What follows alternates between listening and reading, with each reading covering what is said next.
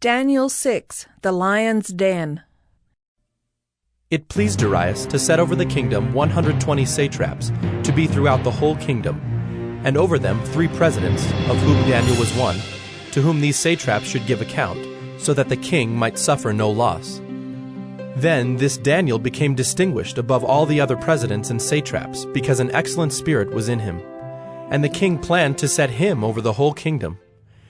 Then the presidents and the satraps sought to find a ground for complaint against Daniel with regard to the kingdom, but they could find no ground for complaint or any fault, because he was faithful, and no error or fault was found in him. Then these men said, "We shall not find any ground for complaint against this Daniel, unless we find it in connection with the law of his God."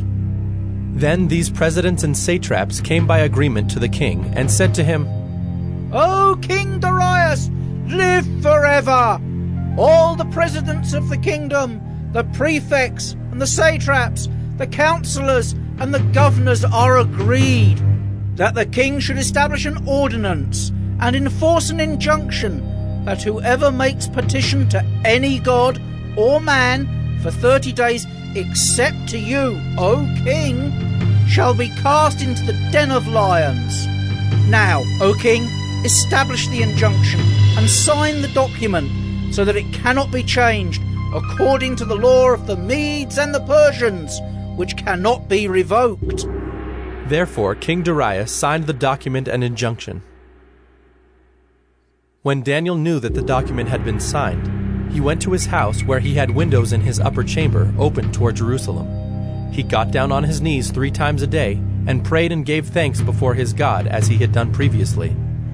Then these men came by agreement and found Daniel making petition and plea before his God. Then they came near and said before the king concerning the injunction, "O king, did you not sign an injunction that anyone who makes petition to any god or man within 30 days except to you, O king, shall be cast into the den of lions?" The king answered and said, "The thing stands fast, according to the law of the Medes and Persians, which cannot be revoked." Then they answered and said before the king, "Daniel, who is one of the exiles from Judah, pays no attention to you, O king, or the injunction you have signed, but makes his petition 3 times a day." Then the king, when he heard these words, was much distressed and set his mind to deliver Daniel. And he labored till the sun went down to rescue him. Then these men came by agreement to the king, and said to the king, "Know, O king, that it is a law of the Medes and Persians that no injunction or ordinance that the king establishes can be changed." Then the king commanded, and Daniel was brought and cast into the den of lions.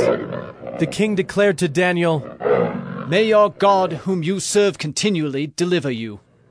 And a stone was brought and laid on the mouth of the den, and the king sealed it with his own signet and with the signet of his lords, that nothing might be changed concerning Daniel. Then the king went to his palace and spent the night fasting. No diversions were brought to him, and sleep fled from him. Then at break of day the king arose and went in haste to the den of lions. As he came near to the den where Daniel was, he cried out in a tone of anguish.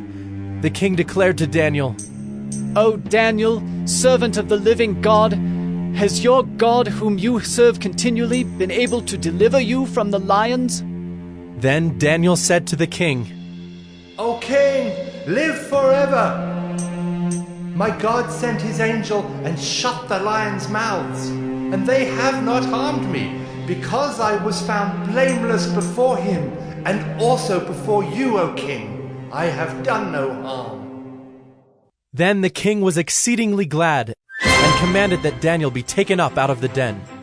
So Daniel was taken up out of the den, and no kind of harm was found on him, because he had trusted in his God. And the king commanded, and those men who had maliciously accused Daniel were brought and cast into the den of lions, they, their children, and their wives. And before they reached the bottom of the den, the lions overpowered them and broke all their bones in pieces. Then King Darius wrote to all the peoples, nations, and languages that dwell in all the earth, "Peace be multiplied to you. I make a decree that in all my royal dominion people are to tremble and fear before the God of Daniel, for he is the living God, enduring forever. His kingdom shall never be destroyed, and his dominion shall be to the end. He delivers and rescues. He works signs and wonders in heaven and on earth. He who has saved Daniel from the power of the lions. So this Daniel prospered during the reign of Darius and the reign of Cyrus the Persian.